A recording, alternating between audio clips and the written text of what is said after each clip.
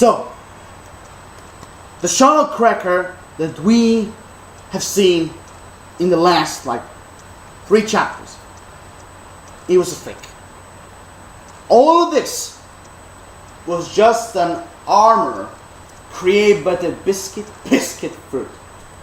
Paramecium Abdelford, used by the original Shadow Cracker, who looks like fucking Doflamingo, which also makes me wonder. They're talking about the family were like somehow connected with the Big Mom Pirates. I mean, the Shadow family. I even don't want. I mean, the type of father that Doflamingo and Rocinante had. There's zero chance that they're being that he slept with Big Mom. No. There is no chance at all that he slept with Big Mom. But he looks so much. He looks so much as Doflamingo, Shadow Cracker. He even has this unique laugh from the manga, of course, not the anime. Because in the anime, Doflamingo is like, but in the manga, Doflamingo is actually foo.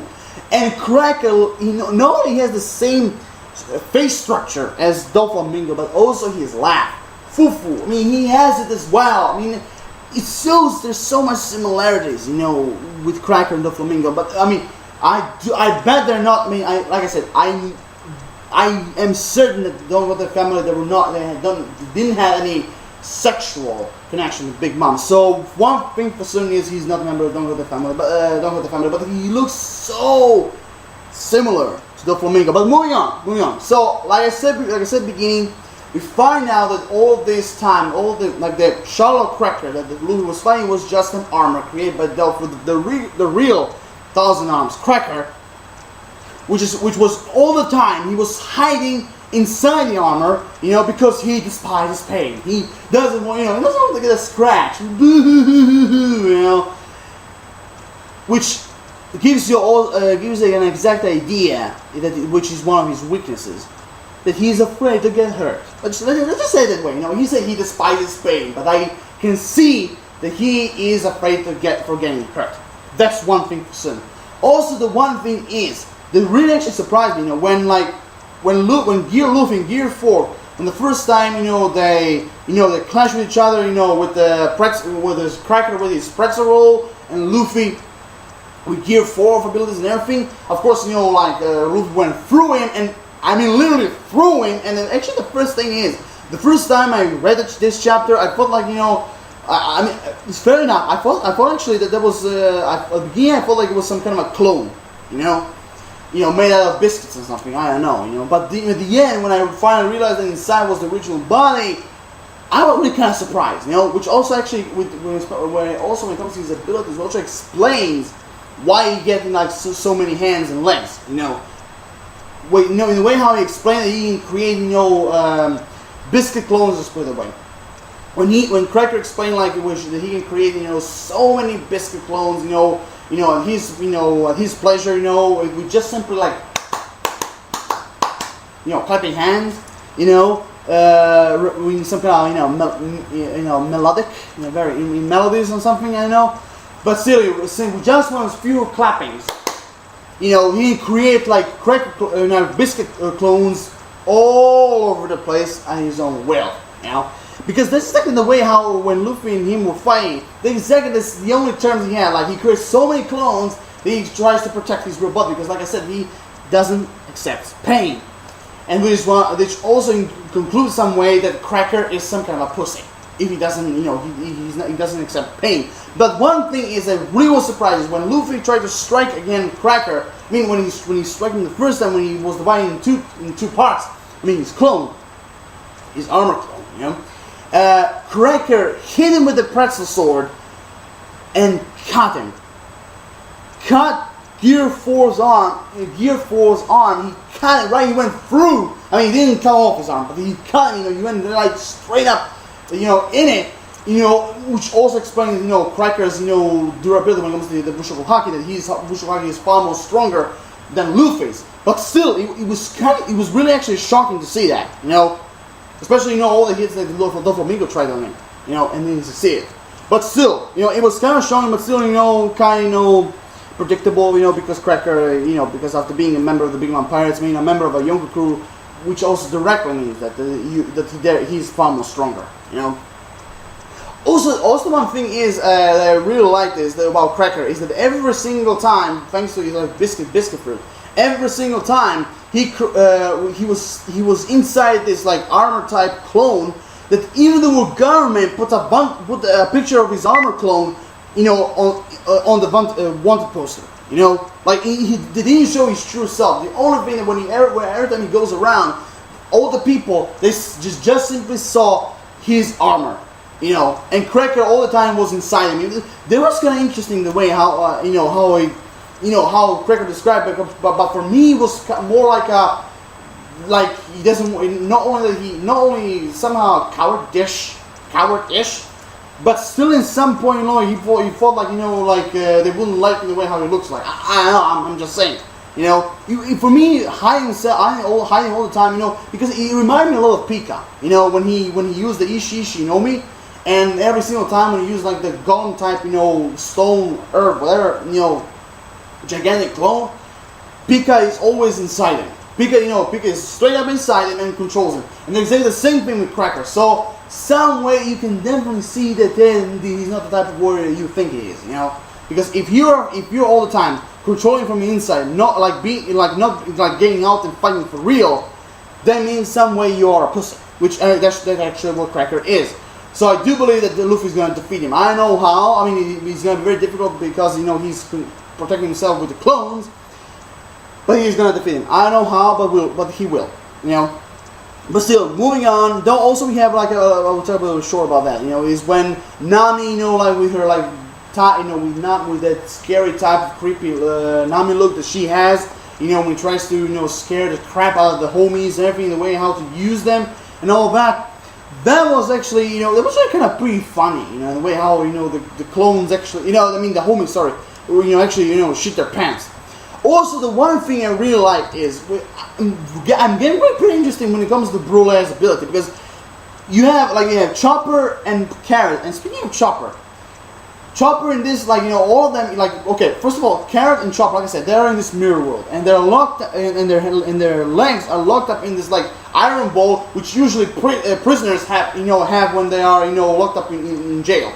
So it was actually kind of cool, you know, but so like I said, they are Brule's prisoners, but still, they have the chains on their legs. But Chopper said that he had a plan, the way to get out, and he said, like, from now on, you have to trust me. You have to call me Brother Chopper. And Carrot said, no problem, Bropper. And he was like, Bropper? You get it, yeah, Bropper. Brother Chopper. You know, and if you make this thing short, you have Bropper. You just take away there and chaw, you have Bropper. You know? So that was kind of, you know, in a way, very funny in a way how she said. But speaking of the mirror world, damn, I mean, okay, I can definitely assume that all the mirrors in this like mirror world are all like located around the whole like island territories and everything. But also in the way how it looks like, you know, the waving roads all around and mirrors everywhere. Fair enough, it really reminds me of the dimension of the boogeyman in the real Ghostbusters show. I mean, you know, with all doors and everything, it really reminds me of that particular scene. But still, you know, it's kind of impressive. I have to admit, Brule's Delphi is really getting way more and more impressive for me. You know. Also, speaking of other parts of the chapter, Pedro and Brooke, you know, are, it looks like inside some kind of a Charlotte Crackers biscuit copy or something. I don't know, they're inside of him, you know, and ready for the right moment to, you know, to begin their mission, you know. But, you know, I think it was I mean, the way how it looks like and everything, I do believe it was a Crackers, armor clone, you know. And like I said, Brooke and Pedro are inside, waiting for the right moment to, you know, take action. Also, like I said, we also have a little bit of a glimpse of Big Mom, you know, talking about the wedding cake, you know, when the Vinsmoke family, they're going to arrive and everything. Also, one thing I really like is when she mentioned, you know, when she was wondering about Luffy, you know, having like giving her the big talk during the Fishman Island, he's gonna kick her ass and everything. You know, if, right now she's thinking that it's a bluff, but trust me, Big Mom, it's not a bluff. It's not a bluff, you know. But even right now, I do believe that Sanji's Luffy's far more, for me, is far more concentrating on getting Sanji than, you know, fighting Big Mom. But I have, like I said, I have a feeling that they're gonna fight here, because like I said, if Luffy tries to get Sanji, he's not gonna get Sanji without picking a fight. So like I said, Big Mom said that the wedding and the tea party is gonna be in the palace. So Pedro, Brook, Luffy, Nami, Youngest, they all have to go straight out in the palace, try to fight Big Mom and get, you know, Sanji back. That's for certain, you know. And now we come to the last scene. The Vinsmoke members, the last Vinsmoke family members have finally arrived. The eldest son Ichiji and the second son Niji.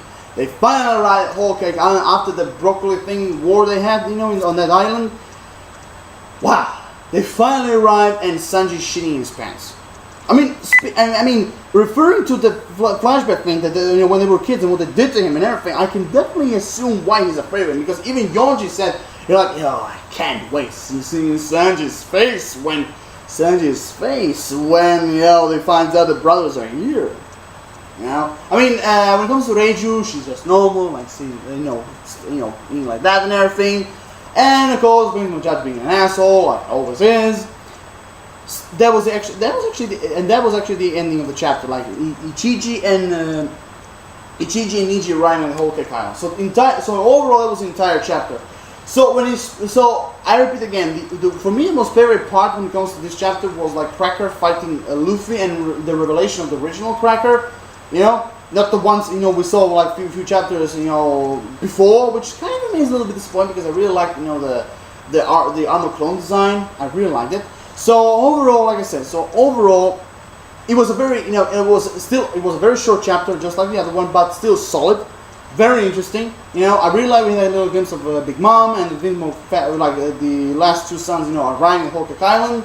And I can't wait to see what Sanji's gonna do about it, you know, react and everything. I can't wait to see that. So overall, it was a very solid chapter. But like I said before, if Luffy used against Cracker the Gear 4th, there's no way we're not gonna see Gear 5th anytime soon. Because like I said, if he used Gear 4th against a member, you can definitely imagine what he has to use to go against a Yonko. I mean, their own leader.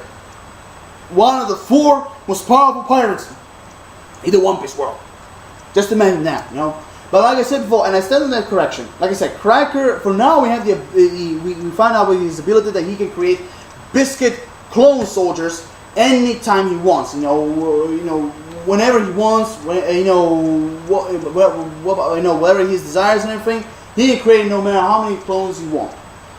But in that point, you see, like I said, if he was hiding all the way inside him, like I said before, he's a pussy. He has this pussy personality. He all the time. He was also one thing I forgot to mention is when Luffy was wondering if that about the blood that comes out of Charles Cracker. I mean the clone, the armor clone. Charles Cracker actually explained it was actually gem, some kind of a red gem. It was kind of cool in a way I would say. You know, like he described it like, oh, it makes sense. You know, like a gem, you know, and everything. You know, and like speaking about where they are now and everything. So good idea. But still, it was kind of cool, you know, the way I would say, oh no, there was not blood. There was no blood. It was just a normal gem that I have created, you know. But still, like I said, for now, the ability I have seen, you know, for Charles Cracker is that he can create thousands of these armor clones, you know. And in that way, when he saw Luffy like fighting him, he's protecting himself, you know. So you can definitely assume, like I said before at the beginning, you know, he's a pussy. For me, he's a pussy. He is a coward because if he despite his pain and he doesn't get out to fight, you know, I am sorry, but I'm impressed about his Devil Fruit. But if his Devil Fruit is only with his Devil Fruit, he can only create clones of his armor, then my dear friend, Charles Cracker is a pussy. For me, for you, I don't know. But here I'm done. I mean, I'm like not talking over again.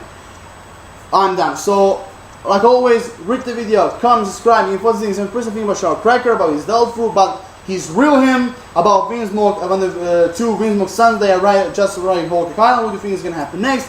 Give me your personal general thoughts about the entire chapter. Peace, everyone. Drop a like, I appreciate it. Have an awesome rest of the day. Roll shows, like always. Signing off. See you next time. Bang.